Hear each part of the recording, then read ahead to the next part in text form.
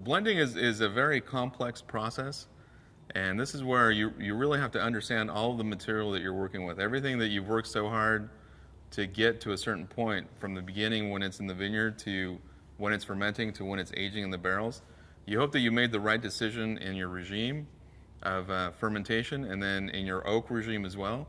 And then after that, hopefully you spend enough time tasting through all the barrels that you have to understand what the impact of your barrels is, and then how that each little piece of these oaks, how it looks together when you put the blend together. Then after that, you got to multiply that by the number of lots that you have within any given lot, within any given wine.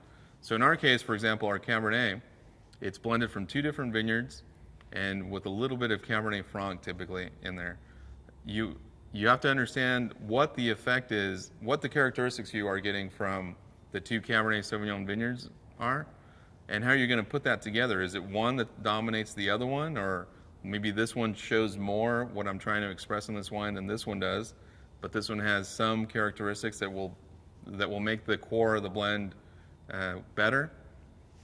What are the percentages of that? And it's a very complicated process, because you have to try to guess how this wine is going to age when you put it together, and there's a premonition or an intuition of what the percentages of the blend are going to be, but it's a lot of trial blending to try to figure out the exact percents of what your blend is going to be ultimately.